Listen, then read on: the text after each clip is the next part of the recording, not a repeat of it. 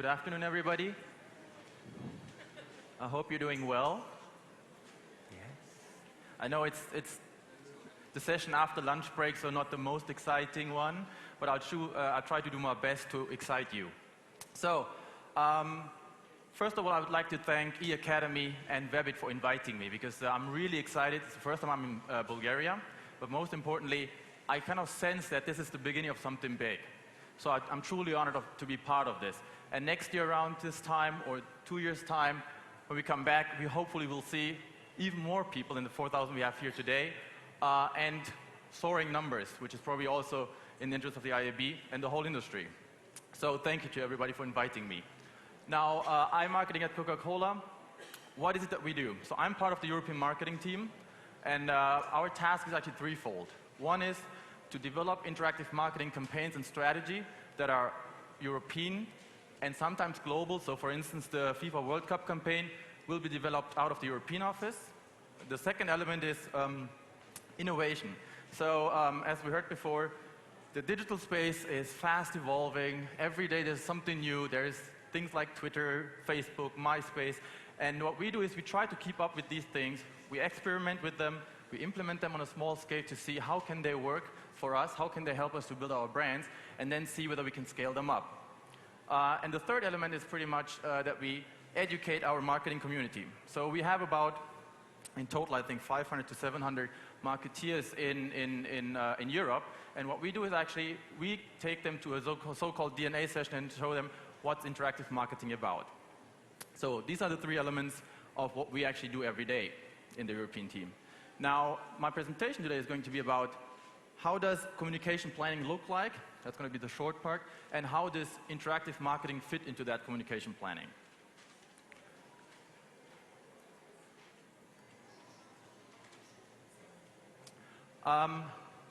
Coca-Cola Open Happiness, the recently launched new global platform and communication campaign for our flagship brand, Coca-Cola. When we developed the campaign and we developed this platform, we had obviously somebody taking care of the strategy part. What is the core idea about? What's the core campaign about? And then we gathered a room full of people in each region and looked at, okay, how can we make this campaign actually come to life? And what we did is actually, we have this sentence pretty much, that actually is at the same time a brief. So the brief is consistent for everybody. When I mean everybody, then I'm speaking about PR people, I'm speaking about media people, POS people, above the line, and obviously digital. So all of us together develop an integrated communication plan that ensures that the message we want to convey is actually consistent and coherent. Now this is based on, as a matter of fact, on research. So we know Coca-Cola stands for happiness. When people open a bottle of Coca-Cola or a can of Coca-Cola, it's a short moment of happiness. And our task now is to actually turn that into a literal translation. So whenever consumers get in touch with our brand, we want to convey exactly this emotion, this moment. Now, to do so, what we do is we look at the consumer journey and the shopper journey. Let's focus on the consumer. So how does the average day of a consumer 14 to 19 actually look like? So he gets up in the morning, he goes to school, he comes back from school, goes to a convenience store. This whole journey we look at and then define, okay, at which point do we use which communication vehicle to interact with that consumer and make sure that this campaign and this expression comes to life. Because only then we will create so-called brand love. Others call it brand equity. At the end of the day, this turns into volume. If we are the favorite brand of our consumers, they will buy us more often. Brand love might seem a bit high-fetched, but then again, it's actually true. We have a quite high percentage of people who claim that they love the brand Coca-Cola. So this is how communication planning on a high level works, and you already had a feel for how and where interactive marketing comes in and plays a role. Now, interactive marketing as such is actually put into this building. Can you read everything? Well, I'll walk you through anyway. This is our interactive marketing house, as we call it, strategic house. It starts obviously with well-trained and talented people that then are in the position to develop fantastic, outstanding, awarded, volume-driving digital marketing campaigns. The 4 strategic platforms that we have defined are partnerships, and when I talk about partnerships, then I mean companies like Facebook, Google, Microsoft, MySpace. We visit these companies, they come to us on a regular basis, and we do not talk about how much money we can put on the table so that we get some more banners. We actually talk about, okay, what's the next big thing that's coming out of their labs in Palo Alto, etc. So we really speak to the engineers. We always say in the brief, we don't want to see any account people. You're going to get our money anyway, sooner or later, but at this point, we'd like to speak to those who create things. And that way, we make sure that we know what's coming up next. Where is the potential new interaction point for us and our brands? Second element, global IT platforms. I'm going to speak about that in a minute. CRM platforms. We have quite a lot of so-called loyalty platforms, programs around the world. So in the US, it's My Coke Rewards. In GB, it's Coke Zone. In Germany, it's Coke Fridge. And what it does is, at the end of the day, a consumer is rewarded for drinking Coca-Cola. He buys a bottle of Coke, he gets a PIN code under the closure, he enters it, registers, and then can exchange that PIN codes that he collects over time for music, trips, whatever else. So, and we have a platform behind that that allows us to set up a one-to-one communication on a regular basis. The fourth element, new processes. Usually, the way marketing works is you write a brief, you give it to your agencies, 2 weeks later they come back, they show something, you see it's crap, you go back, 2 weeks later they come back again, and they say, it's fine, cool, let's do it. That does not work in our environment, simply because there is no single agency that knows every single interaction point in the digital space. You cannot have an agency that knows Facebook as well as Twitter, as well as HTML, as well as Flash, as well as mobile. So therefore, you have to get into a new way of developing campaigns, of working and interacting with your agencies. And this is something we constantly evolve. So at a certain point in time, we said, we just work with the specialists in specific areas. Now, you can end up with 20 agencies. So then you have to bring in somebody who manages that again. So it's an evolving process, but you always have to have an eye on the process, how you deliver your campaigns. Otherwise, you get stuck in a phase or in an era that is not current anymore. Now, the strategic focus area. So as I said, there are so many things out there. You can do tons of stuff. You can do millions of campaigns and activations, but we had to focus a little bit because even we don't have gazillions of money to spend. Social media, very obvious. Everybody talks about it. Everybody does it. So there is clearly a say for us, and I'm going to speak about that as well. Same like mobile marketing. It's so obvious. There are 4 billion phones out there, 3 times as many phones as TVs. 4 times as many as internet connections, computers. So there must be a way to utilize that element within your marketing mix. Brand websites sounds very simple, but I'm going to speak about that, and you're going to see the challenges that a company like Coca-Cola has to deal with. And lastly, gaming. Big brands tend to define new things as assets, not as media channels. So gaming has been an asset over time. And we said, gaming is something that's going to be owned by Coke Zero. So whatever is gaming needs to go to Coke Zero. But as a matter of fact, gaming is much more than that, right? So you can develop a game for your brand, casual or even sophisticated, but you could also just go to somebody and say, okay, my target group is 25 to 35, female, and I would like to present them with this message. And quite a few would immediately go to the Wii and advertise there. And suddenly, gaming is not an asset. Gaming is a media channel. So we have to do a little bit of a paradigm shift there within the company, but we're getting there. And lastly, and ultimately, what we hope for is to really become the leading FMCG marketing company when it comes to digital marketing. There are others that are ahead of us simply because it's at the core of their business. But we believe within the FMCG industry, we clearly have the chance, and we actually have the task to lead. So, having said that, talented and well-trained people. We have a training curriculum called DNA, the Coca-Cola way of marketing. And there we train our people on everything, starting from briefs to communication development to media, etc., etc. One element of that is interactive marketing. And what we do is actually we take them through all the key elements, from search to mobile to metrics, and try to level the knowledge amongst all of these 500 people. The reason is some of them come up with the question, okay, what's the next augmented reality application on my Google phone? And others, like, I'm not exactly sure how search works again. So that's the task we have, and that's fine, because we're an old marketing company, and we are quite good when it comes to developing TV ads, out-of-home ads, etc. When it comes to digital marketing, that knowledge is not as broad and as high as it is for classic marketing, but we're getting there. And ultimately, it's about making sure that they have fun, because most of us have their accounts on Twitter, on Facebook, and part of it is fun, right? And if they have fun, they will finally have the confidence to actually implement digital marketing elements into their marketing mix and make sure that when an agency comes up and asks them a question about, shall we do SEO or SEM, that he can say, I go for SEO because that's cheaper for me.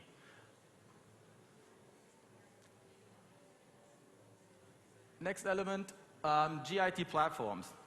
So global IT platforms. Yeah, that's by far the most boring chart. That's why I made it a bit more colorful.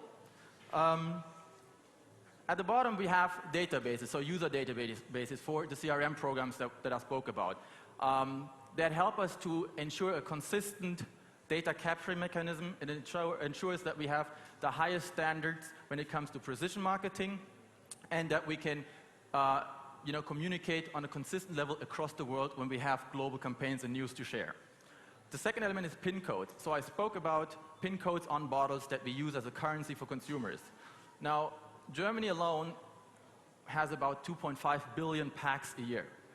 And that's just one country out of the 206 that we sell Coke in. So there is obviously efficiencies to be made if you condense all of them into one system. So that's why we provide that. And a CMS, for all the smaller markets that we have, they cannot afford to put out a huge flash-based website costing €1 million.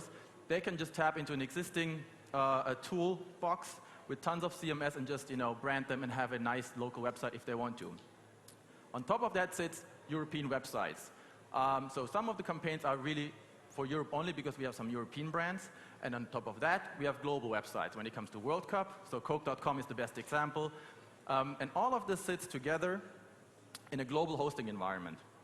And that ensures that we have the highest security standards, because we are a big brand. A lot of people love us, but a lot of people also love to kind of hit us and hurt us. So we have to make sure that the data we get from the consumer, that they trust us with, that we secure them appropriately. And that's why we require all websites in the world to be in one hosting environment.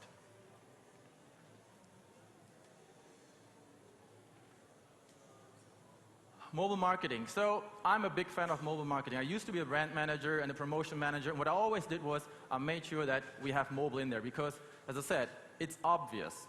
And it used to be, and it's still, a very, very easy way of participating in a program. Sending in an SMS is almost, for most of the people, it's easier than, drinking a glass of water, because it's just like at their hands.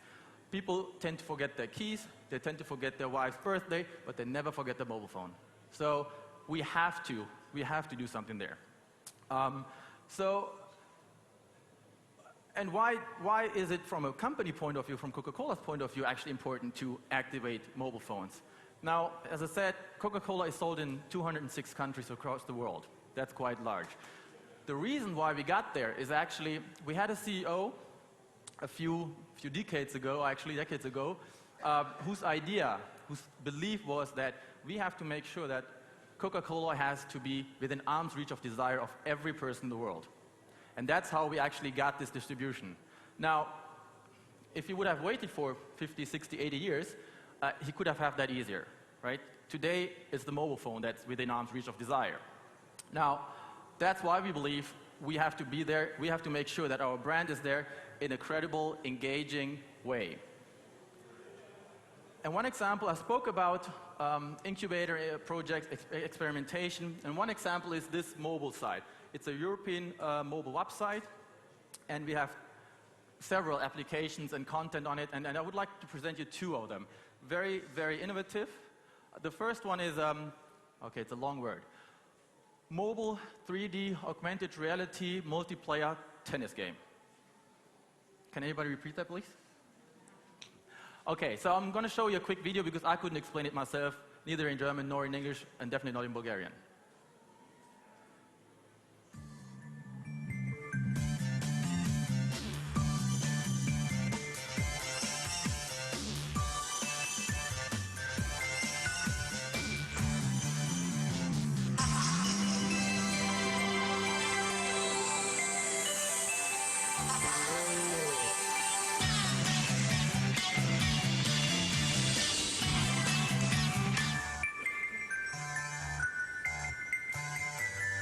So what it basically does is it turns 5 black and white codes into a tennis court, into a real-life tennis court, and allows 2 people to play tennis like on the Wii, against each other.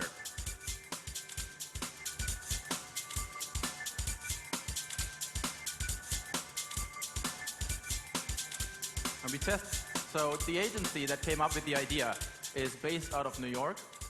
So I went there and they showed me how it works. We did all the testing and stuff, and then they said, okay, actually we need to see what is the reaction of a consumer. I'm excited, but it doesn't mean anything, right? So we went on Times Square and just gave it to tons of people, you know, every age group from every country. So these 2 are from Israel, we had some other from Australia, from Bulgaria actually as well, and they played, and they couldn't stop, because it's like with the Wii. So this is one of these incubator projects, as we call them. It's fantastic, I love it. The problem is it only works on 20 phones. Because you really need high-end phones. And the iPhone is not a high-end phone when it comes to operating system, funny enough. I didn't know that. So it's really only for Nokia right now. But we know this works.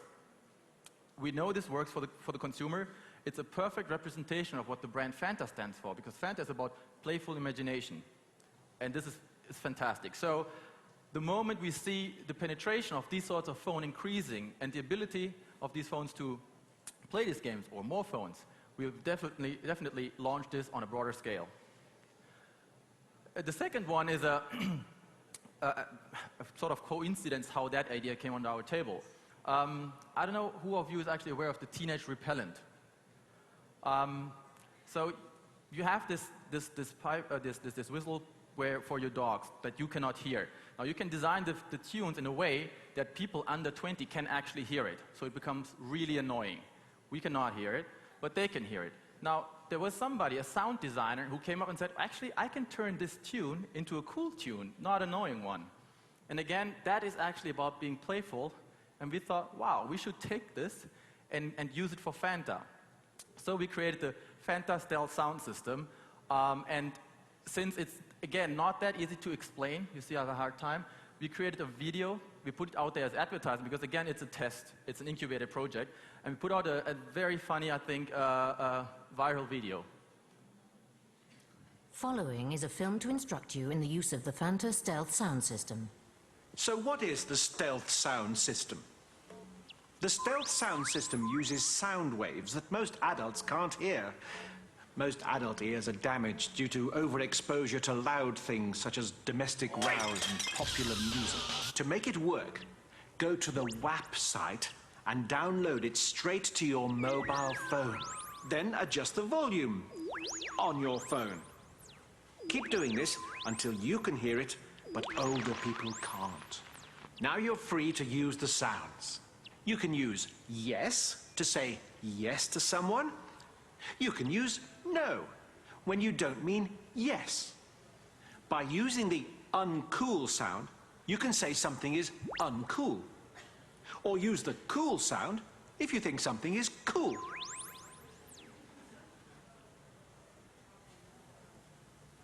The warning sound should only be used in serious circumstances. Like if a huge flaming meteorite is seconds from the Earth. And finally, there's the wolf whistle sound. The wolf whistle is an ancient and very effective form of communication which has been around since the 1970s. Use it to tell your best mate you fancy his mother. Please be aware that by using the Fanta Stealth sound system, there is a serious risk you may acquire new friends and meet people you never dreamt of. The amount of friends you have may go down as well as up. Fanta Stealth sound system accept no responsibility whatsoever for this fluctuation in social status. The funny thing is, the tune was actually playing all the time and nobody actually heard it. Did you? Did anybody hear it? Ah, you've got younger ears than you probably your age is. Or you never went out and did partying. Because actually your ears should be not working at this time.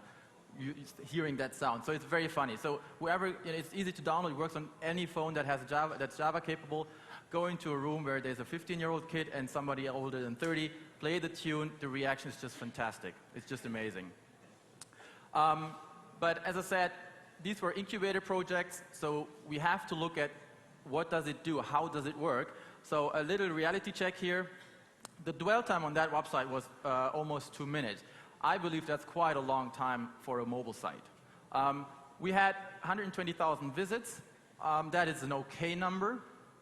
The only advertising we did was, in fact, that to put out that video that got 4 million viral views, and we activated 60 million cans in GB.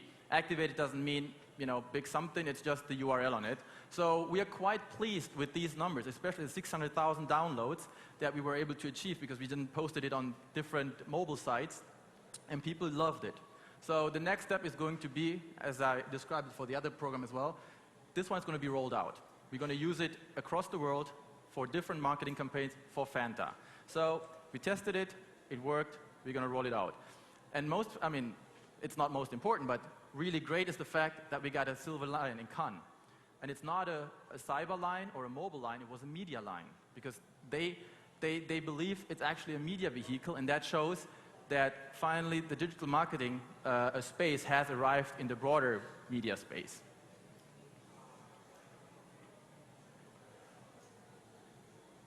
Brand websites.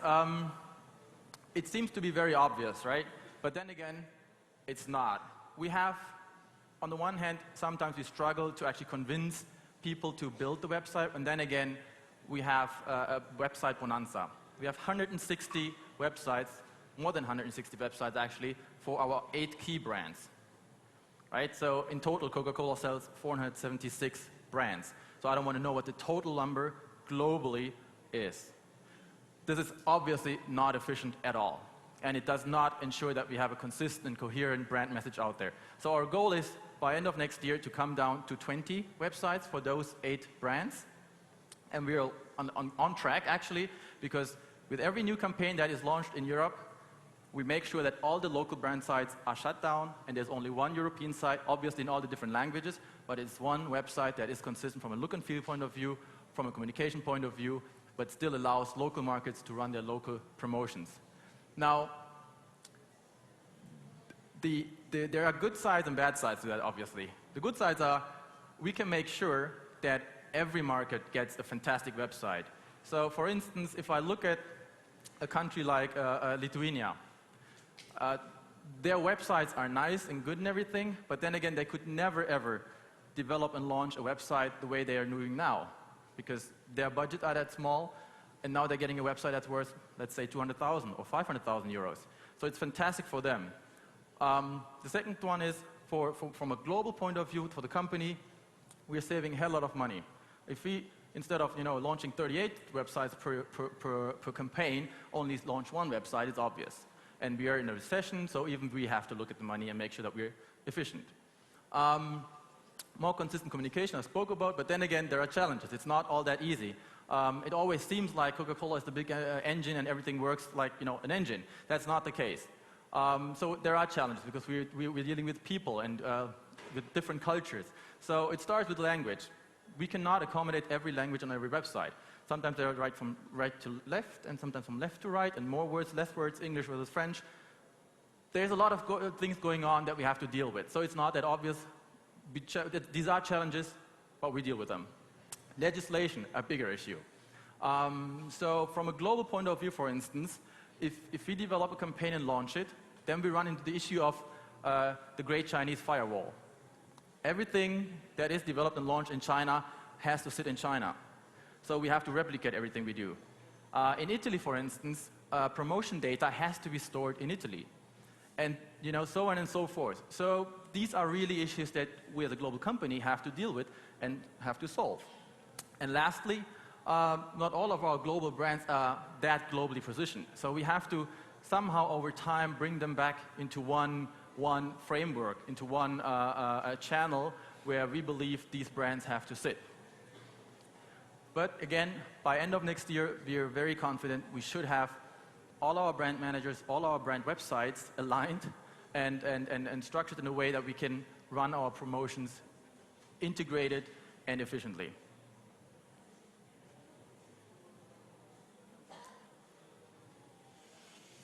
Social media. It's a big thing, right? Everybody speaks about it, everybody does it. But then again, until recently, whenever I went to a conference, be it as a presenter or as a visitor, I asked the big brands, I asked the social media companies, okay, it is big, yeah, I see it. Facebook, 200 million people. But who on earth actually managed to leverage those 200 people in a meaningful way? Who has actually run a fantastic social media campaign that helped them to either build brand equity or sell more product? And I haven't heard the answer, yes, here it is. So we were obviously looking at what's going on. We were speaking to all the players in the industry and see what's happening. And during that period, something happened. Suddenly, a bunch of guys from LA, actually not suddenly, they were the 500 and somethings, who created a Coca-Cola fan page on Facebook. And for whatever reason, this was the one that picked up 3.8 million fans. Until then, we had, as I said, about 500 of those fan pages. On average, they had about 1,000 fans. And we said, okay, it's fine. Hey, they speak to each other. They're fans. They make sure that this community lives. Now, suddenly this came up. And 3.8 million is quite a large number. At that time, we were the third largest fan page, after Obama and Homer Simpson. It's true. And we felt, wow, this is cool because they're talking to each other. They're very positive about everything, so why should we interfere? They're helping to shape and build our brand, so we shouldn't actually interfere. Then Facebook came up and said, guys, we have this policy and this rule saying any fan page with more than 5,000 people, and if it's a brand fan page, has to be owned by the brand owner. If not, we have to shut it down. Now, since we felt like, actually we are happy with what's going on, we officially give these people the approval to use our brand. And Facebook said, no, that's not sufficient. You have to own that page to be able to do that. And you can imagine, these guys have 3.8 million followers. So, and here is big Coca-Cola coming and saying, we want your site. That can cause issues, obviously. So what we did is we spoke to them because we did not really have a chance. And we invited them to Coca-Cola. They met with us, and they had a fantastic time. And we got to the agreement that we said, all we want to do is that in the administrator bar, there is one Coca-Cola person. Everything else is up to you. And they were fine. And Facebook is fine as well. But that actually led us to the fact that there is interest. And they were really keen on understanding more about Coca-Cola, on understanding more about what things are we doing? What have we done in the past? They were sitting there for almost a week, going through the archive, speaking to all the brand managers, and they were keen. And they said, well, our community, we speak to them every day, and they want to know what's going on. So please give us something that we can communicate with. We're like, okay, so maybe there is actually a place for us as a brand within our fan community that we actively communicate out there. So, we ended up with a very simple rule. We said, okay, fans first, because if we start to say, yes, we have a new communication channel, and we would like to use it for our campaigns, that's it, 206 countries, let's say at least 50 of them know Facebook, another 20, within those 50% activate Facebook on a regular basis. So they would run onto this one and just, plaster it with all this sort of advertising that this community would not like. So therefore, we had to make up this rule and said 70% comes from within the community, stays within the community, and maximum 30% comes from us. And that works actually quite nicely because we only, I think, once per week post any message in the news feed. And those people who are actively interested, we have a brand page within the fan page. So if they really want to know what's going on, they can go there and see what's the highlight currently going on in my country or globally. So it's sort of a passive integration, but then again, it allows us to stay within the community and that they credibly interact with us. Now, since we got there, we felt like, okay, now that we have sort of a rule and a system for Facebook, we probably should look at all the others out there as well, because Facebook is large, but then again, nobody in Brazil or India or China cares about Facebook. So maybe we should come up with a strategy that's more holistic and can be applied across all the other Facebooks out there, pretty much. And here what you see is very simple. It's actually the 70-30 rule. And it says, taking the example of Facebook again, the yellow ones are local marketing campaigns. But these local marketing campaigns, combined with the global ones, must not exceed 30% of the communication happening within the fan page. We have other KO brands, obviously. They won't sit on the Coca-Cola fan page. They will have their own fan page. But here and there, where it makes sense from a consumer target point of view and from the content point of view, we will obviously cross-fertilize and drive them from left to right if we're convinced that it's of added benefit for them. And within this environment, we will obviously activate all the tools that are available, from apps to whatever else, widgets, etc. But again, in a way that the consumer can choose whether he wants to interact with us, whether he wants to pull that content or not, and active communication only for real highlights where we believe this is really of interest for people, and again, maximum 30%. Twitter, again, another big thing. Everybody is twittering, but then again, how can we leverage that as Coca-Cola company? Is that a brand vehicle, or is that perhaps a communication vehicle, so a PR vehicle? At this point in time, we believe it helps us to understand what is going on out there. So if we have some sort of issue somewhere, or something is doing fantastically, then we will know it within minutes, because that's how Twitter is working. And we can respond to that in minutes. So right now, it helps us to stay on top of things, to understand what's going on. When somebody signs up to Twitter, he expects you to communicate. So the rule for Twitter is, for instance, that we have about 3 to 5 messages a day. I mean, we have enough content to talk about, but that's a different story. So right now, we have about 190,000 tweets per day that come in. We have about 9,000 followers and 8,000 following. And the idea is really to foster a long-term relationship as a company, less as a brand, although for most of the people, it's sort of the same. But here, we really see the difference between Coca-Cola as a brand on Facebook versus Coca-Cola as a company on Twitter. So, but it's about earning, communication and getting the approval to communicate with our target audience in a credible way. So we're not over communicating there, and we're making sure we stay in a framework that is sort of restricted, because a lot of things can go wrong.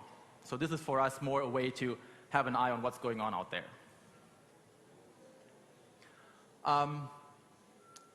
And lastly, within social media, it's for us really, we call it, to manage consumer democracy. What does it mean? In the past, we put out a TV ad, we put out, a billboard advertising, and the consumer had to eat it pretty much. They did not really have a choice. I mean, they could look away, but that's it. Nowadays, that's different. They shape our brands together with us. If we send out a message that they're not happy with, they will tell us. And if more importantly, they will tell their friends, all of the 500 they have on Facebook.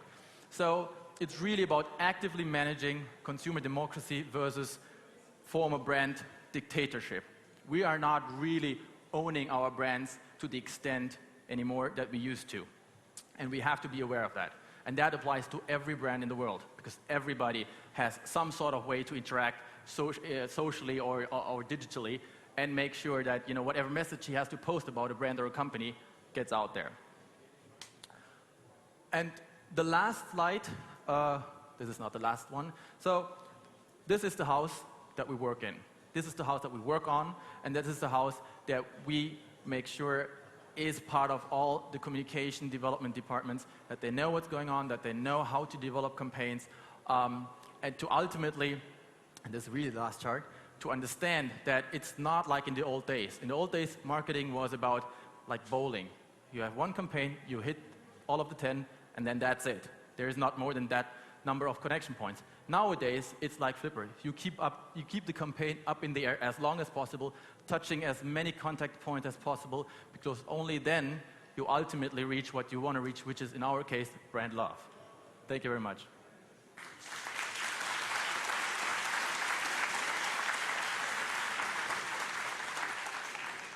Questions?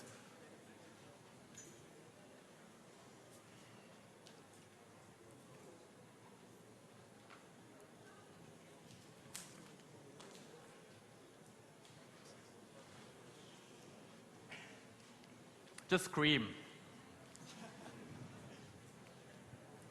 Thank you.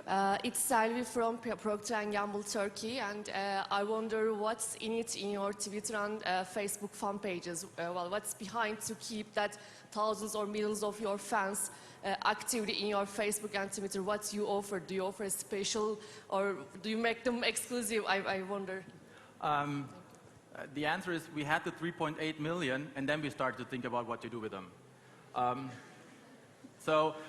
As I said, it's not that easy. What we do is we listen to the key people within that community. They tell us what they're interested in. So for instance, when those guys from LA came to Coke in Atlanta, they said, we would love to see some of the very old ads, you know, the 50s, nice displays and campaigns. And we said, okay, cool, here, have a look at it. And then like, wow, this is fantastic. Can we please post it? And we said, yeah, why not? Here's a picture, post it. And that sort of content makes a Coca-Cola fan page, fan community happy. Is there, you know, anything beyond that? Actually, what we say is about the human touch. If you are part of a community, be it a brand or an individual, behave like a member of the community. If somebody speaks to you, make sure you respond. You say something about it. If you see something interesting, funny, make sure you post it. And that's exactly what we do. When we see things we believe our community is interested in, we post it. And if we see something is asking a question about Coca-Cola and about what's going on in the world, and it's targeted towards us, then we make sure we respond to that. And that's pretty much what we do.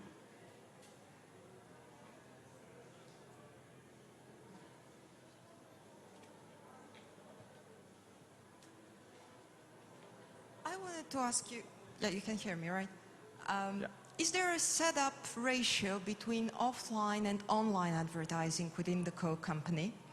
Question one. And question two, this year, being quite specific, with budgets being cut all over the place, has this ratio changed? I obviously cannot speak really in detail about our budgets. Let me put it this way. The ratio is not where I would like to see it, first of all. And secondly, it depends. We have countries, as I said, I mean, Coke, you know, it's a people business at the end of the day. So there are certain countries where we have marketing managers, marketing directors, business unit presidents who strongly believe in digital marketing. And they say, I want to have X% of the media budget or X% of the marketing budget be put into digital. Sometimes it's 10%, sometimes it's 20%. It really depends on the local market. I couldn't give you an overall ratio, to be honest. And with regards to the second question, has it changed? Again, it depends. Some countries get the fact that, you know, doing search marketing can happen in a very efficient way, and some others rather, you know, focus and go to that medium that they believe works best in the local market.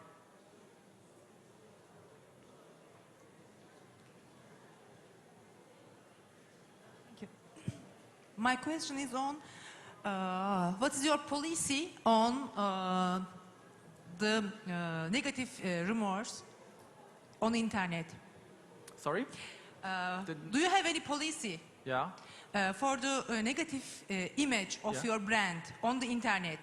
Oh, yeah. Not so, only in social media, also emails and something. you know, we're not into controlling, right? So, I mean, we cannot control. So what we do is we try to actively manage. So if we see somebody in our environment, maybe even speaking to us, saying something negative, then we obviously try to address that. But then again, for instance, the Facebook fan page is moderated. So that means pretty much all of the posts that are out there, we have a look at. But then again, we know also there are certain people that have sort of a leadership role within the community. And, you know, they are important to us. So therefore, we whatever they say, we leave it out there. But then again, you know, we have a certain responsibility towards all the other fans. So if something rude, or profanity, nudity, etc. happens there, then it's our duty to actually pull that, because just this one person, you know, thinks or feels or says something that is offending to a majority of the people, we should not leave it out there. And we have the self-cleansing mechanism. So if people are not happy, they report and pull it. So that's the first layer. The second layer is if it's really offensive, and not in terms of Coca-Cola, but in terms of wrong words, etc., then we have a moderation company as well. Ladies and gentlemen, this is the end of this panel. Thank you for your attention. Thank you, Mr. Arturo, for the presentation.